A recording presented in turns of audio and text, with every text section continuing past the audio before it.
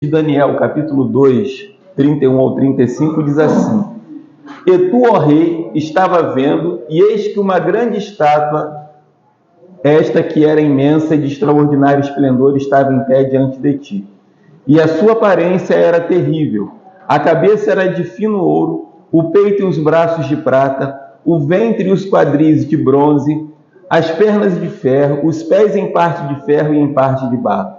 Quando estavas olhando, uma pedra foi cortada sem o auxílio de mãos. Feriu a estátua nos seus pés de ferro, de barro, e os esmiuçou. Então foi juntamente esmiuçado o ferro, o barro, o bronze, a prata e o ouro, os quais se fizeram como a palha das eiras no estio. E o vento os levou, e deles não se viram mais vestígios. Mas a pedra que feriu a estátua se tornou uma grande montanha, que encheu toda a terra.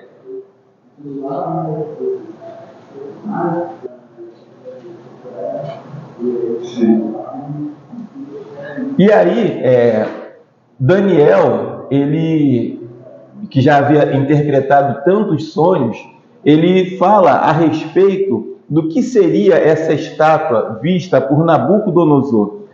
Fala das divisões dos impérios que dominaram o mundo durante toda a sua história. E aí, o primeiro império, que é a cabeça de ouro, representa o Império Babilônico. Um império cheio de esplendor, um império muito rico e que é representado pela cabeça de ouro da estátua, que foi do ano 605 a.C. ao ano 539 a.C.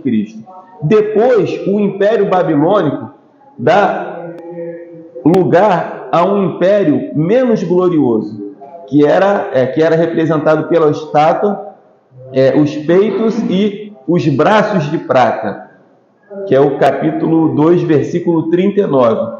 Esse império foi o Império Medo-Persa, que foi do ano 539 ao ano 331 a.C. Aí um período de quase 200 anos, né? Já foi um império mais longo em relação ao Império Babilônico.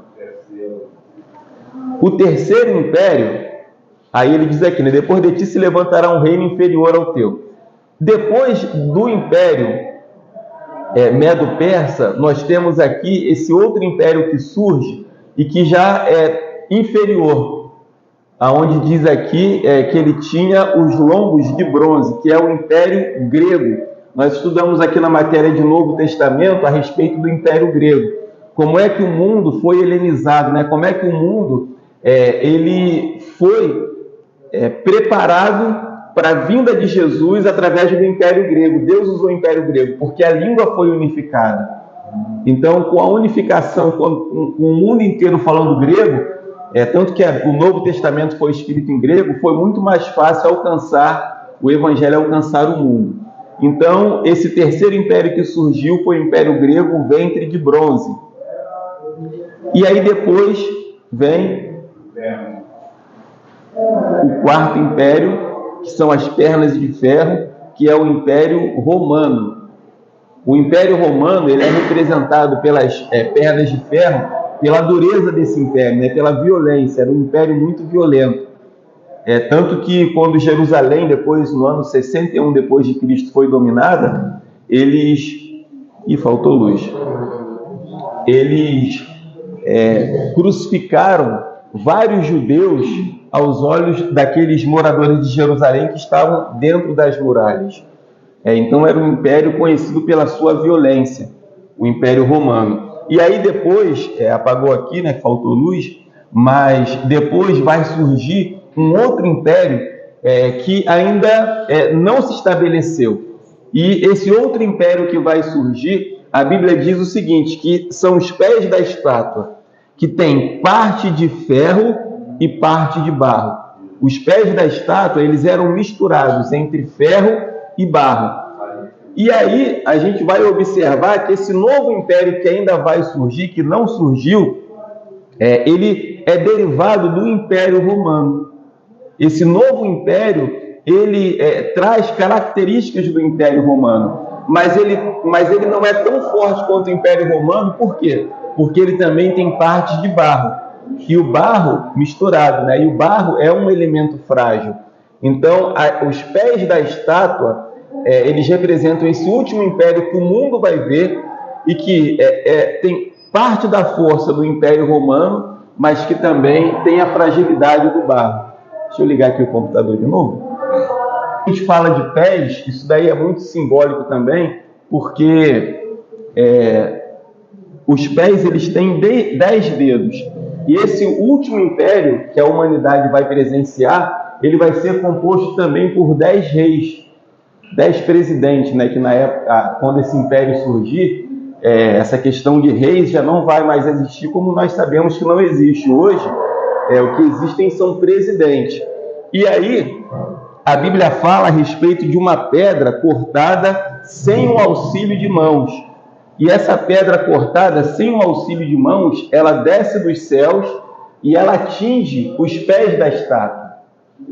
E aí eu pergunto a vocês, que pedra seria essa? Vocês têm ideia? A volta de Jesus.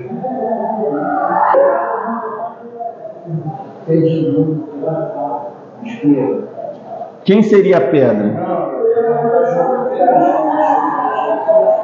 Eu acho que não. A volta de Jesus, ele vai acabar com esse último império, né? Sim. Ele vai acabar com esse último império, por conta de quê? É o último império que vai reinar aqui na terra, depois vai vir o arrebatamento, eu creio eu, né? Entendi.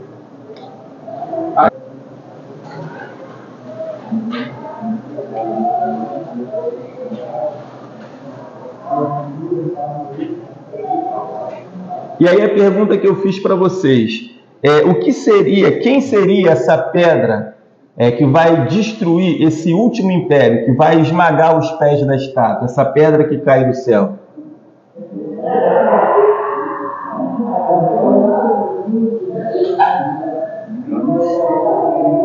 O que a Bíblia fala a respeito de Jesus? A pedra que os edificadores rejeitaram, esta foi colocada como pedra angular. E aí Pedro diz assim, que nós somos pedras vivas, edificadas sobre Jesus. Então Jesus ele é o fundamento. O que é a pedra angular? Quando as construções no passado eram feitas, uma pedra angular, uma pedra de esquina, ela era colocada e a partir dela dava o direcionamento para toda a construção. A pedra da esquina era o referencial. Então, o Evangelho estava no seu início, o Evangelho estava sendo estabelecido, a igreja. E quem era o fundamento da igreja? Quem era a pedra principal? O Novo Testamento fala muito isso, que Jesus é a pedra que os edificadores rejeitaram. Quer dizer, a pedra principal foi rejeitada por quem queria construir alguma coisa. Jamais alguém vai conseguir construir alguma coisa sem Jesus. Ele é o fundamento. Então o Evangelho só existe com Jesus. O Evangelho sem Jesus é mentira, é engano. E aí, essa pedra que é Jesus, tanto que Jesus fala assim, Pedro, tu és Petros, mas sobre esta pedra, falando dele, edificarei a minha igreja. Inclusive os católicos confundem isso, porque eles dizem que Pedro é a pedra fundamental aonde a igreja se estabeleceu. Mas quando Jesus está falando com Pedro, ele usa o grego, né, porque falava-se o grego naquela época, ele diz assim, Pedro, que o nome Pedro significa pedra. Jesus faz um jogo de palavras. Ele diz assim, tu és Petros, no masculino. Mas aí quando ele fala da pedra que vai edificar a igreja, ele fala Petra, no feminino. No português não existe Pedro e pedra, né? É pedra só. Mas no grego tem essa diferença. E tem ainda uma terceira palavra para pedra, que é litos. Tanto que a gente ouve falar em aerolitos, pedras espaciais. E aí Jesus fala assim para Pedro, Pedro, tu és Petros, mas sobre esta pedra, falando dele, pedra, edificarei a minha igreja. Então, Pedro e os outros apóstolos, eles estavam ali no início da igreja, eles também eram pedras, sim, mas a pedra principal sobre a qual a igreja foi edificada não foi Pedro, e sim Jesus. Jesus Cristo. Por isso eu falei aqui da Igreja Católica Apostólica Romana, eles falam que o primeiro Papa foi Pedro, por conta disso daí. Aí o que a Católica Apostólica Romana fala? Que o Papa ele não contém pecado, ele não tem pecado. Ele não peca. Por isso que veio a reforma protestante aí, antes da Inglaterra, depois a de Martim Lutero, né? Falando de que não. Aqui todos pecaram. Todos nós estamos destituídos do reino porque pecamos. Aí, mas a católica apostólica romana botou o Papa lado a lado com Jesus. Não, ele é igual a Jesus, ele também não pecou. É um Deus aqui na terra. É uma coisa bem complicada, né? A Bíblia fala assim, né? Se dissermos que não temos pecado, mentimos e enganamos a nós mesmos. Então, todos são pecadores, todos pecaram e destituídos foram da glória de Deus. E a Igreja Católica coloca muito a tradição deles acima da palavra, né? Então tem algumas tradições, como por exemplo, uma dessas aí, da infabilidade do Papa. Durante muitos séculos acreditava-se nisso. Só que hoje, né, com as pessoas mais esclarecidas, todo mundo sabe que o Papa erra. E o pessoal veicula isso na mídia, né? Então o Papa toma decisões erradas, o Papa também é um pecador como qualquer outro, mas durante muitos séculos acreditava-se que não, justamente por causa disso, porque acreditava-se que Pedro tinha sido o primeiro Papa e que sobre ele havia se estabelecido a igreja e os outros papas davam continuação a esse trabalho de Pedro, quando na verdade a pedra angular é Jesus. Na Igreja Católica, esse último Papa aí, o Francisco, não sei. Mas aí vamos aqui para o texto bíblico, olha o que diz ali. Mas nos últimos dias destes reis, o Deus do céu suscitará um reino que não será jamais destruído. Esse reino não passará a outro povo. Esmiuçará e consumirá todos esses reinos, mas ele mesmo subsistirá para sempre.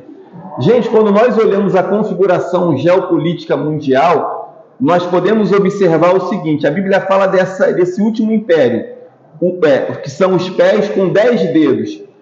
Hoje nós temos no mundo uma divisão entre os 7 principais países, o G7, chamado G7 da ONU. Esse G7, a tendência com outros países emergindo, como Índia, que já é uma potência nuclear, econômica e militar, é que a gente vai evoluir para o G10. E aí o mundo ele também está dividido em blocos. Nós temos a zona do euro, nós temos ali os tigres asiáticos, nós temos o Mercosul, a ALCA. Então, o mundo está se dividindo em blocos.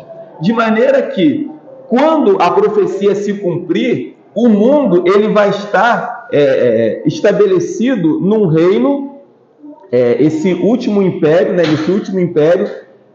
nesse último reino, dividido em 10 países principais. Uma estátua...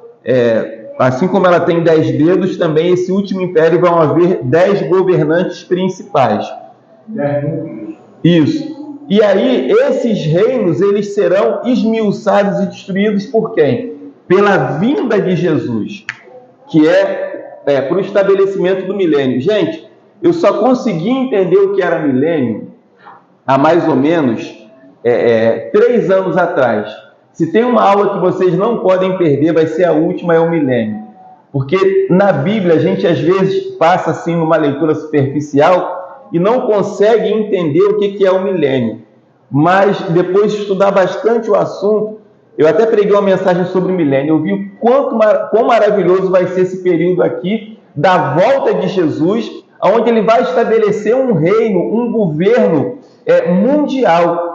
E aí a gente pensa assim, mas como é que vai ser esse reino mundial? Só para a gente ter um vislumbre do que é o milênio. Se a gente parar para analisar, quando Deus colocou o ser humano no mundo, Adão e Eva, o primeiro homem pecou.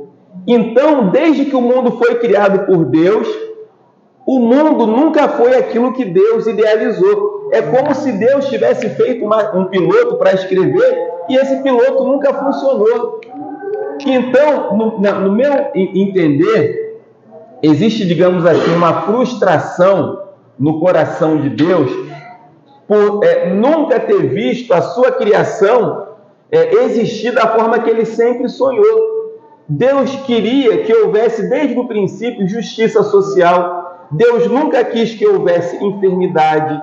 doenças, pobreza, desigualdade social. Então, quando Deus idealizou o mundo, Ele idealizou um mundo perfeito, um mundo sem violência, um mundo sem desigualdade, coisa que nunca aconteceu.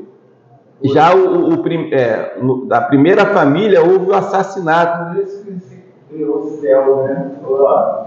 Fica aqui, tá tudo errado. Agora o céu está existente. Não, o céu sempre existiu. A terra foi criada depois. Inclusive, quando a Bíblia fala de Lúcifer, de Satanás, em Ezequiel capítulo 28, diz assim: estavas no Éden, jardim de Deus, falando quando ele ainda não havia caído. Então, Satanás, ele presenciou, junto com os outros anjos, a criação do mundo. Mas quando eles foram expulsos de lá, eles vieram para cá. Deus permitiu que eles viessem para cá.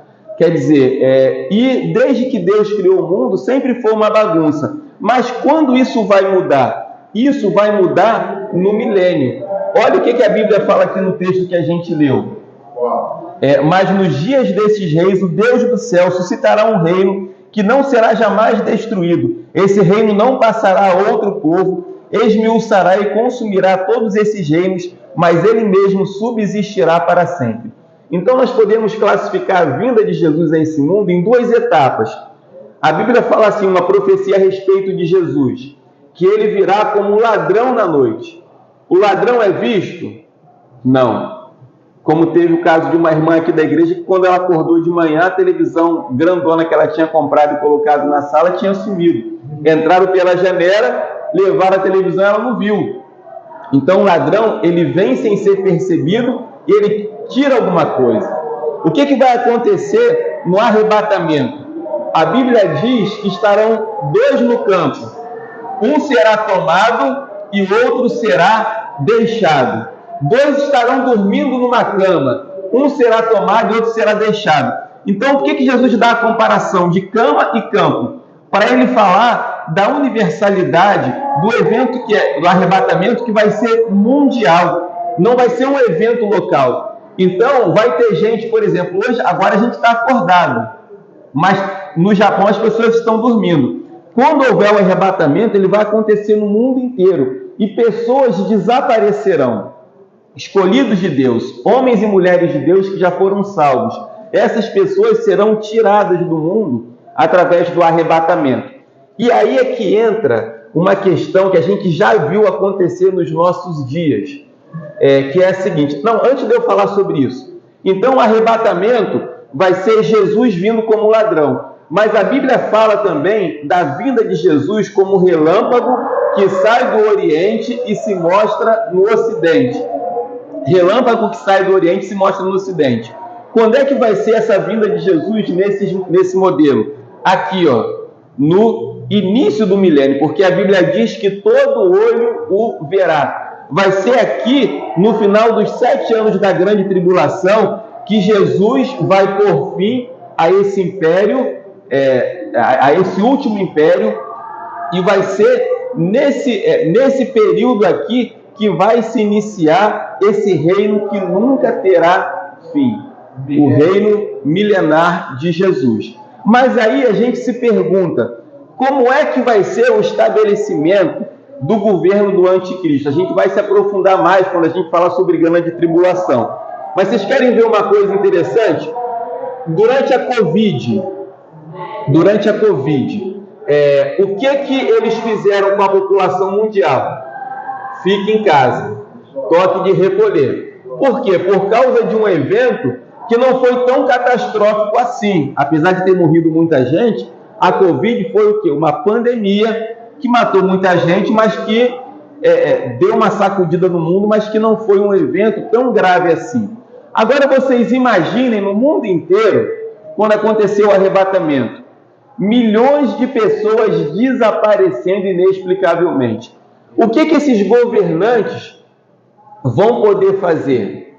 Eles vão dizer, olha, o mundo está sob uma ameaça e nós precisaremos restringir a liberdade para o bem da população. É aí que entra o domínio e o domínio total. Não vai haver democracia. O cidadão não vai poder dizer, eu não quero. Agora, por ocasião da Covid, chegaram a ameaçar: olha, quem não tomar a vacina vai ter o seu benefício do INSS bloqueado. O sistema financeiro mundial, a vida da pessoa, a vida das pessoas dependem do dinheiro. Então, o sistema financeiro mundial ele está informatizado. O dinheiro de papel ele vai deixar de existir. A gente está caminhando por um tempo onde o dinheiro vai ser virtual. E aí eles vão conseguir nos controlar, porque se eles bloquearem a nossa conta bancária, isso é muito fácil de fazer, a gente não vai poder fazer nada, não vai poder comer, não vai poder comprar remédio, não vai poder fazer nada. E aí é que entra a profecia bíblica aqui, exatamente aqui, lá em Apocalipse, a gente vai ler depois. No meio da grande tribulação, depois de 3 anos e meio, a Bíblia diz assim, que só vai poder comprar e vender quem tiver a marca do anticristo, a marca da besta, ou o número do seu nome, e o seu número é 666. Então, o anticristo, ele tem um número, e o número dele, de acordo com o Apocalipse, é 666. E esse número permite que as pessoas venham a comprar e vender. E aí, quando a gente pega, por exemplo, uma embalagem dessa daqui de óleo de soja, a gente tem o código de barra. Qualquer produto que a gente comprar hoje, a gente tem o código de barra. Olha aqui, essa capa dessa apostila, código de barra. Quando a gente vê aqui o código de barra, vou passar aqui de mão em mão. Vocês podem observar que tem 3 barras aqui que não tem número embaixo. Porque como é que funciona o código de barra? Você tem, por exemplo, uma barra grossa, né?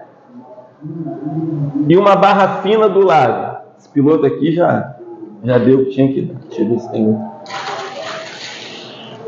Como certeza.